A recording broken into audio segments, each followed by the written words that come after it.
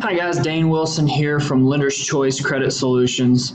Today I want to talk to you about reasons paying off collections could severely damage your credit scores. If you have unpaid collections on your credit report and you're trying to make moves to improve your credit scores so you can buy a house or a car or whatever it is your goal, and you're thinking that paying off collections is going to be what it takes to improve your credit scores, just want to talk to you about why that's probably in most cases not going to help you out. I do want to give a disclaimer. I'm not telling you not to pay your bills. As a business owner, it wouldn't be very smart of me to advocate not paying the debt that you owe. Besides the fact that it's not, the ethical thing to do, it's not the right thing to do. You should definitely pay the money that you owe.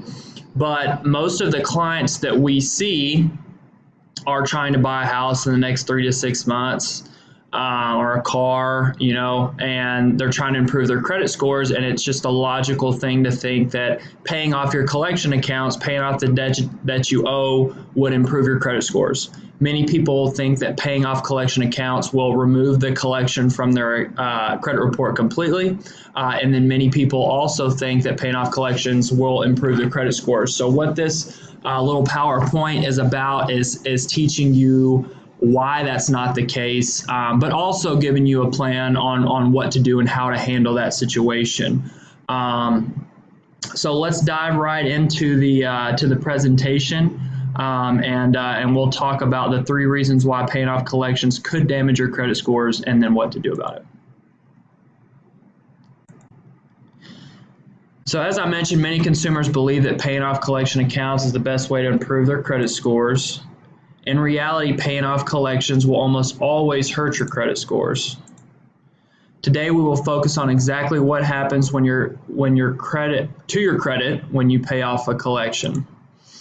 At the end of this webinar, you're going to know all the facts, insider secrets that collection companies don't want you to know. Collection companies aren't sharing this information because if more people knew about what I'm going to talk to you about, they probably wouldn't pay off their collections. And again, as I mentioned, I'm not encouraging that by any means. But once you hear what happens when you pay off collections, it might change your way of thinking a little bit. So reason number 1. Paying off a collection updates the statute of limitations, okay? Every account you owe money on has a statute of limitations. The statute of limitations is the length of time that a creditor has to sue you on an unpaid debt. And that time varies from state to state. Texas, where we're located and most of our clients are located, is 4 years. If the time limit to sue on the old debt expires under your state statute of limitations, that does not mean that the creditor or bill collector must stop contacting you about it. They still can ask you to pay the debt. So I have a lot of clients that call me and they say, hey, I need you to help me. I have a debt from 10 years ago, a medical bill or a credit card bill from 10 years ago, and they're still calling me and harassing me about the debt.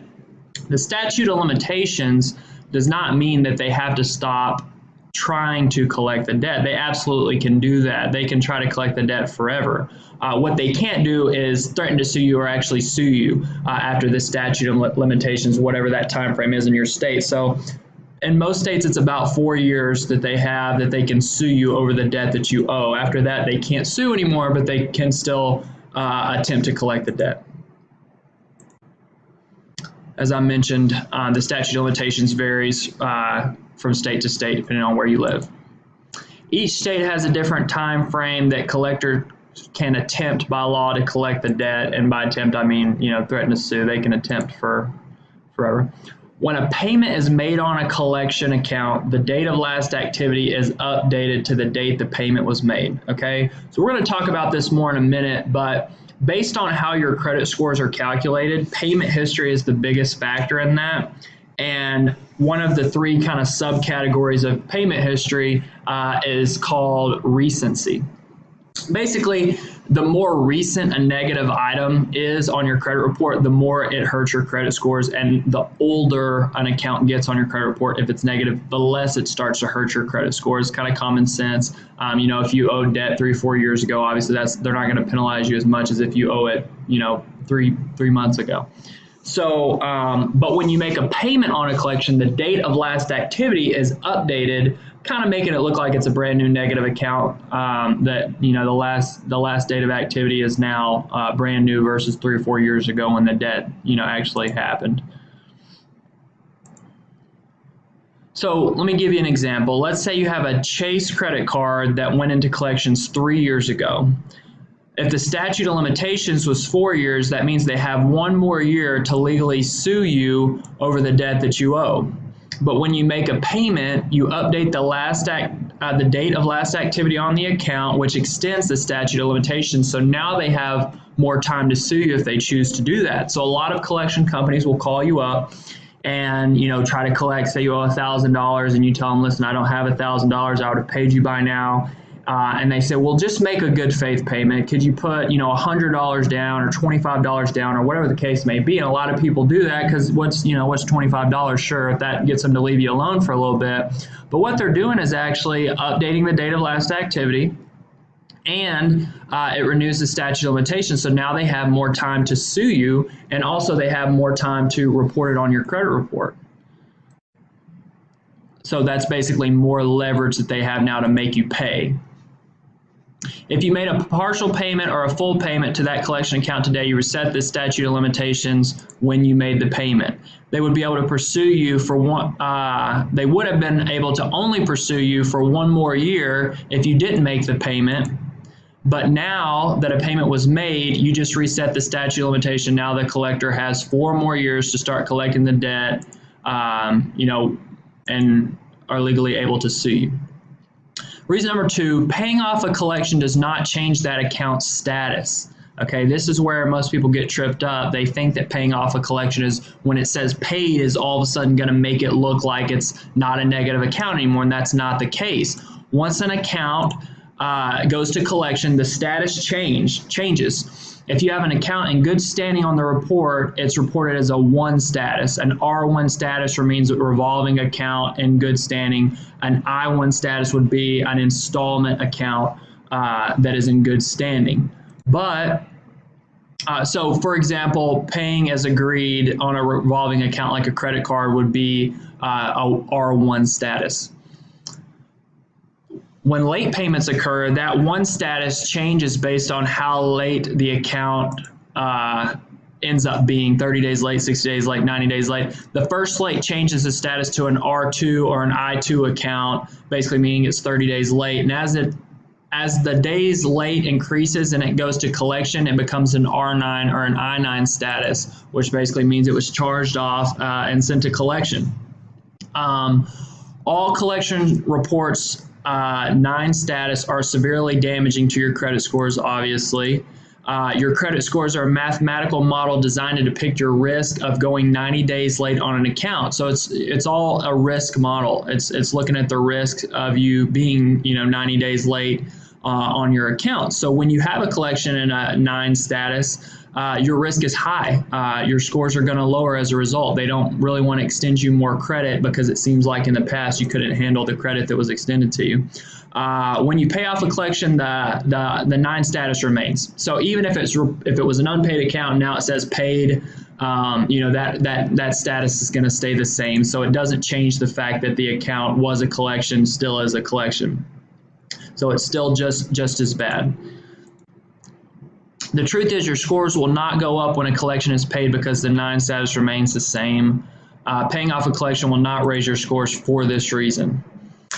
Reason number 3, paying off a collection will update your date reported. Okay, many people know that negative items stay on your credit report for 7 to 10 years depending on the type of account. Most cases 7 years, bankruptcies and things can be 10 years, unpaid tax liens are indefinite.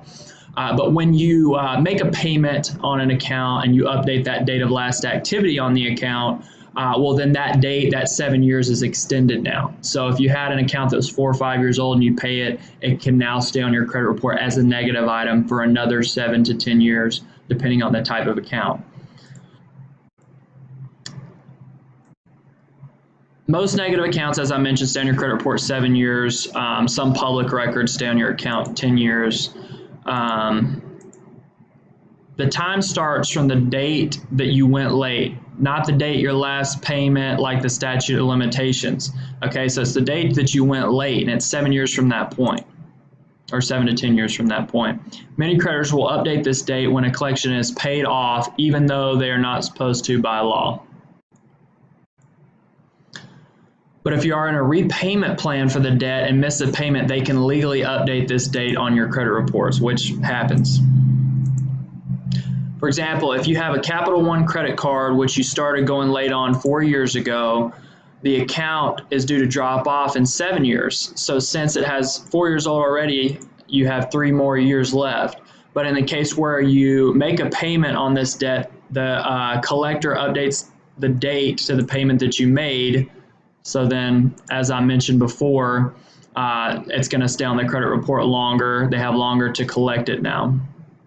This means that the account will now report to the creditor, to the credit on your credit much longer than it should. It was due to drop off in 3 years based on the prior example, but now that the clock is reset and will remain for another 7 years.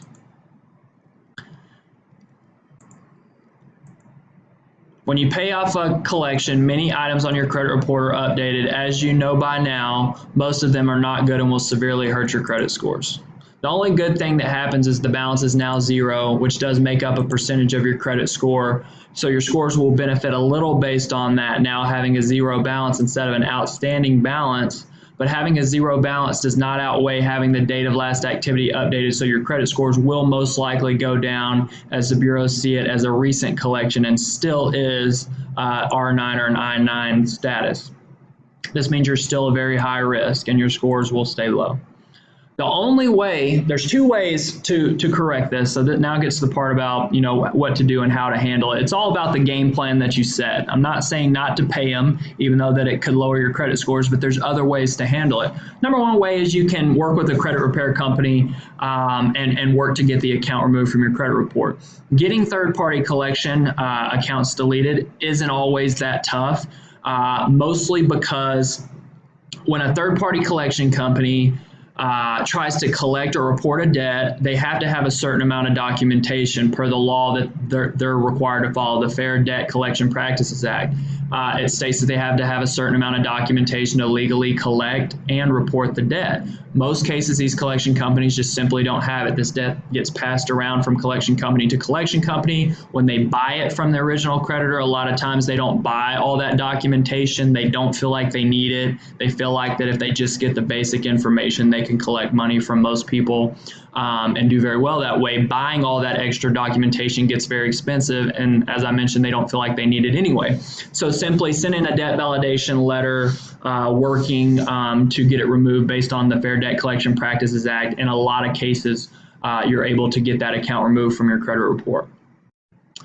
Once you get it deleted from your credit report, it's not going to come back on your credit report if you get a letter from the collection company stating that they're no longer going to attempt to collect the debt or report the debt. So that's a win-win situation. You didn't have to pay the debt to get it off your credit report, and it's removed. Obviously, at that point, you can still go back and pay, but it's not going to affect your credit scores negatively. So if you're looking to buy a house in the next 6 months, the last thing you want to do is drop your scores. So handling it this way ensures that that doesn't happen. If you do want to pay the debt and not use a credit repair company, then you want to do what's called pay for deletion letter, and we can help you with that. But basically, you're saying, if I agree to pay the debt, that you'll remove it from the credit report. Do not take their word for this.